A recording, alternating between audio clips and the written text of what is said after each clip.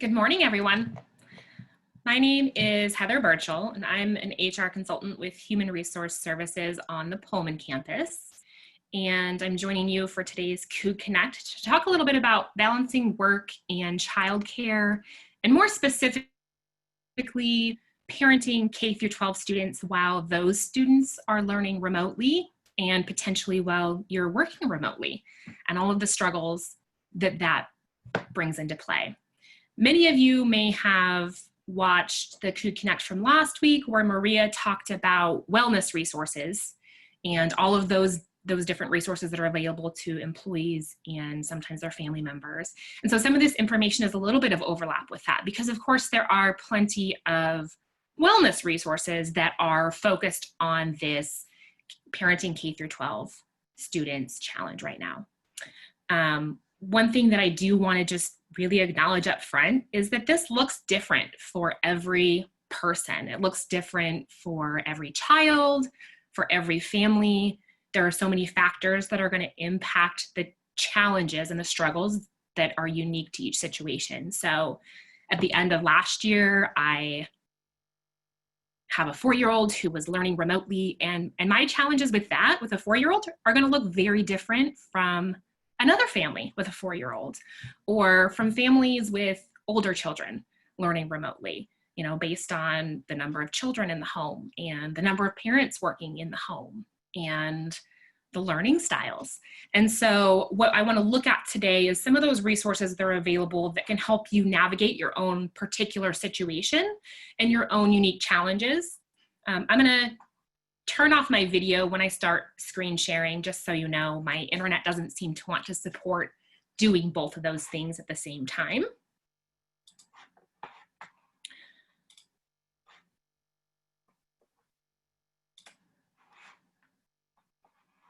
Sorry, it doesn't seem to want to share my screen. Hold on just a moment. Okay, so the first resource that I want to talk about is this page that we've compiled on the Human Resource Services website for COVID-19 resources for K-12 parents and caregivers. If you see here over on the left-hand side, if you're on the EHRS website, this is listed under COVID-19 leave and work information, and then down below you'll see resources for K-12 parents and caregivers. And we put this information together with the recognition that there are a lot of unique challenges, and it's a real struggle to be working remotely and having children learning remotely. And with so many school districts in the state starting their school years remotely, most of them are, in fact. We wanted to make sure that we had some information out there. One thing that you'll notice with all of these resource pages is that they often have circular references back to each other. And part of the reason for that is, regardless of where you start looking for information, we want to make sure that you can find all of the things that you may be looking for. And so you'll see, if I scroll down here, that there's reference back to the Employee Assistance Program and leave and work options, mental health services and well-being, and the Families First Coronavirus Response Act. One of the things that we have been trying to emphasize throughout COVID-19 is flexibility and adaptability.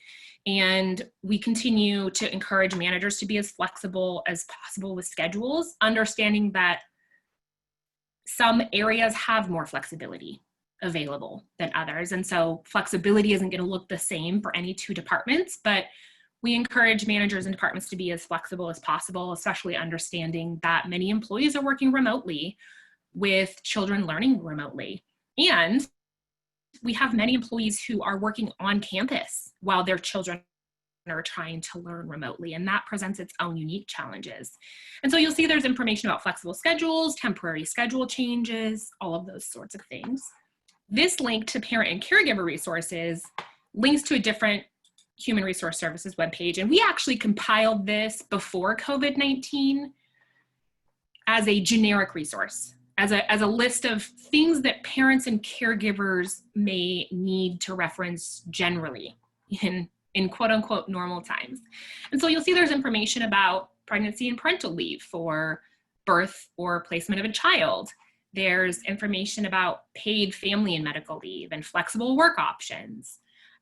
We have, of course, links to the Employee Assistance Program, again, well-being, information about lactation, including guidelines and lactation spaces on our campuses. And then we do have some information about educational materials, and this has been updated a bit since COVID-19. You see we added some information about helping kids to wear a cloth face covering and some educational activities for K through 12 students. And then down at the bottom, there's some information here about childcare and camps for children. And a really important thing to note here is that, of course, COVID-19 has created a lot of changes to this information. And so, for example, this list of WSU camps, many of these didn't happen this year. Most of them are summer camps.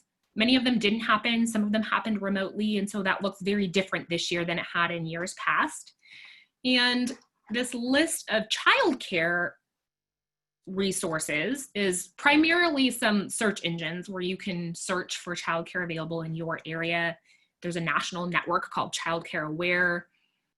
Both Idaho and Washington have state pages that are part of that national network where you can search for childcare availability in your area. And then we also have some information about the WSU Children's Center. The Palouse Resource Guide is a local to the Palouse resource where you can search for all sorts of different things, including childcare. And then some information about the Vancouver Child Development Program and WSU Tri-Cities childcare provider listings. But many of those childcare providers have either modified their operations, limited their operation, and some of them have even completely closed, which of course makes it more difficult to find childcare. And many of us know that finding childcare, let alone quality and affordable childcare, is a real struggle. Not just on the Palouse, but throughout the state. It's a very difficult thing to do under ordinary circumstances, and COVID-19, as with many things, has complicated that. So these two pages on the HRS website are designed to kind of point you in the right direction for some general resources and where you can get some additional information. This page, like I mentioned, links to the Employee Assistance Program, and so I do want to go to that page as well. If you go to eap.wa.gov, that's the main Employee Assistance Program page. And many people who have some familiarity with Employee Assistance Program have this idea that it is counseling and only counseling. And while counseling is an enormous component of EAP and a very important one, it's not all they do. EAP offers additional resources for things like financial advice and legal advice and resources and documents. And they've recently added a plethora of COVID-19 resources. So you see over here on the left-hand side of the screen, there's a link that'll take you to the COVID-19 resource page. And they've broken it down into different types of resources and different categories. So you'll see they offer webinars. I'm going to just click on the parenting and family because that's primarily what we're talking about here, and it'll take you right to the parenting and family section. You'll see that their parenting and family challenges webinar is pre-recorded, and so you can view that anytime you want. They've also got one on working from home during COVID-19 that you can view whenever you want. And then some of the webinars are live. So you'll see this section on how to build resilience when your job involves helping others in crisis, has multiple sessions available that you can sign up for and view that live. There's also a number of handouts and links. And so the nice thing about these handouts and links is these are all things that the Employee Assistance Program has reviewed. They've looked at this information and found it to be useful and helpful and valuable. And so they've compiled it all together for us so that we don't have to do our own searches and vet our own information. And really it's a nice resource for all sorts of things, including parenting concerns. So you'll see in the links section in particular, it's broken down into categories: caring for others, couples, partnerships, marriage resources, so many different categories available for all sorts of different topics that have really been heightened due to COVID-19. Obviously, none of these are unique to COVID-19, but it's brought a lot of these concerns to the surface and changed the dynamic of how we interact. And so this section on family and parenting resources, I see that they have actually added quite a bit to this since the last time I looked at this website. They're continually adding additional information, and this the part that's new is up here at the top. So they've started adding some specifically back to school resources. They've got all sorts of articles and handouts. One of the coolest things on here is these different virtual summer camp activities and things that your children can do to occupy themselves. That is also educational.